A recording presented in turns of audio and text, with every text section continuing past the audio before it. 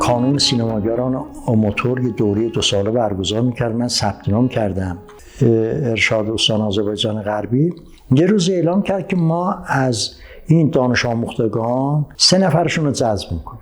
یه مقدار بگم باعث خیلی چیزایی که عدم موفقیت من شد در این از اینجا کلید خورد. آدمایی بودن که شاید بودن من تو این خود اداره موافق نبودن. نمیخوام اسم بیارم چون حداقل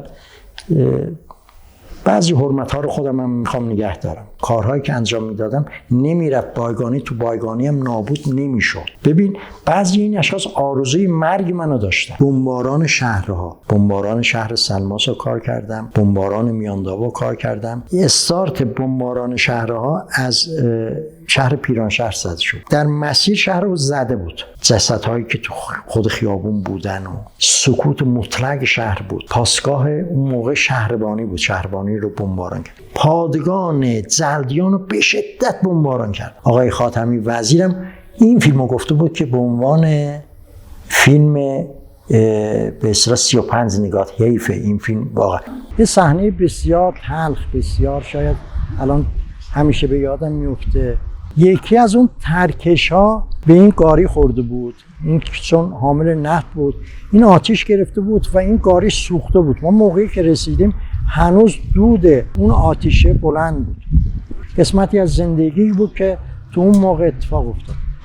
صفحات تاریخ عجب ورق میخوره. 37 سال قبل وسعت بمباران به قدری شدید بود. یکی از جاهایی که ما رسیدیم این مدرسه بود.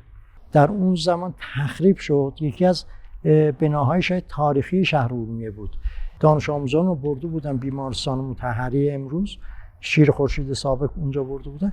من رفتم حتی از اونها مصاحبه هم گرفتم. در ادامه اون روز بمباران که حرکت می‌کردیم به محل اداره کل را در خیام بمباران کرد. چند نقطه این خیابان رو بمباران کردن.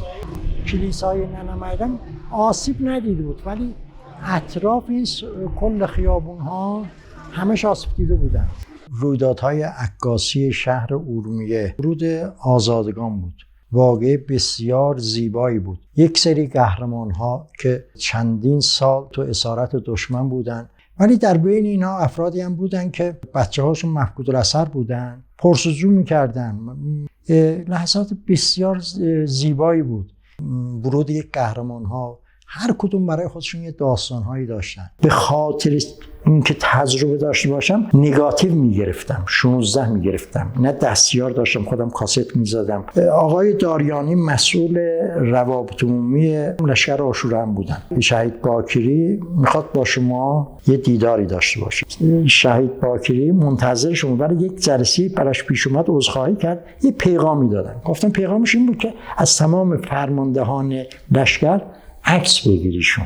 برگشتیم اداره، آقا نگاتیوها رو دادیم وزارتخونه، اونا رو چاپ ظهور کرد، آورد. فیلم ها رو نابود کردن. من یه مستندی کار کردم، آوارگان کرد عراقی بودن. من اینجا که تو اردوگاه ها زندگی میکردن از اینا من مستند ساختم. موضوعات بسیار بسیار خوبی بودن. میدونستم این موضوعات بسیار ارزشمندی هستند. بازم چیزی آخرش به سرانجام نرسید.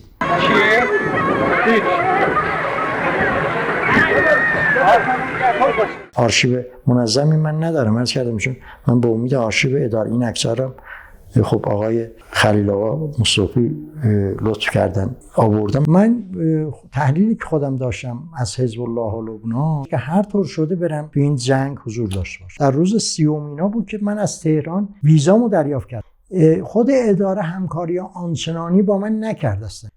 برخلاف این بود من دیگه مجبور شدم مرخصی بگیرم. کتاب جنگ 33 روزه لبنان اونم درگیر مسائل اداری و سیاست بازی هایی که انجام گرفت هیچ موقع به توافق نرسیدیم و این کتاب هم منتشر نشد. هرچند مارکت کتاب برای چاپ آماده بود. از بچگی علاقه داشتم به سرزمین هندوستان که با تعدادی از عکاسان ایران ما به یک تور عکاسی به مناسبت جشن هولی بود.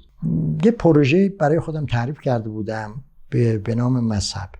اینو بیشتر کشورهای مثل من عراق رفته بودم، سوریه رفته بودم، لبنان رفته بودم، آذربایجان رفته بودم. این مورد سوزی هم از کودکی برای من یک سوژه شده بود که دنبال مرده سوزی بودم در مراسمات خودشون انجام میدادن. به قبرستان‌های مسلمانان و مسیحیان و بعد خود فرق مختلف هندی که رفتم هرچند ناقص بود ولی به عنوان یک پروژه‌ای که اطلاعات اولیه داشته باشه اینو انجام دادم. من با خبرگزاری ایرنا، با خبرگزاری شبستان مهر کار کردم. موبایلم زنگ زد، یه نفر پشت خط گفت به من که یه هواپیمایی سقوط کرد. رفتم رسیدم با پای پیاده فکر کنم نزدیک به 2 کیلومتر من دویدم تو این برفا. اونجا که من عکاسی کردم سریع اینا رو ارسال کرد. بعد اومدم بیمارستان ها رو کار کردم، یه مستند اشک‌های ریخته شده بر روی برف رو کار کردم برای هلال احمر.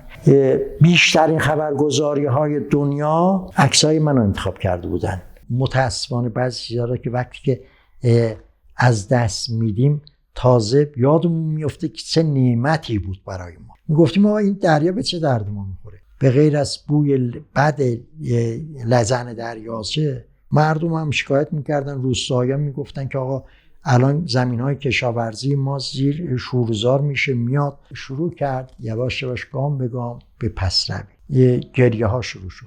قرار بود که من نمایشگاه در خود مجلسم داشته باشم، به نمایندگان مجلسم این گزارش رو به وسیله عکسایی که در 3 دهه کار کرده بودم ارائه بدم. موافقت انجام نگرفت و بعد فقط در گالری لاله تهران اولین نمایشگاه جدی که استارت زده شد با همون موضوع دریاچه تعطیل است. عکاسان دیگه هم اومدن اینو کار کردن. الان سوژه متاسفانه دیگه چیزی نمونده که من به عنوان خاطره بخوام از اینجا براتون نقل کنم. تابستونا تو حیاط میخوابیدیم، صدای این فلامینگوها میومد. خدا بیامرز مادر بزرگم تعریف میکرد اینا دورنا هستن، اینا میرن. این رفتنشون برای من خیلی دلگیر بود، باعث میشد که دلتنگ این موضوع بشم. گفتم اینا کجا میرن؟ من اینو میگفتم که اینا کی برمیگردن. دریاچه جزء شناسنامه ما بود. خب من به عنوان یک عکاس اون چیزی که میتونم انجام بدم تا آخر عمرم این کار رو انجام بدم به خاطر دریاچه.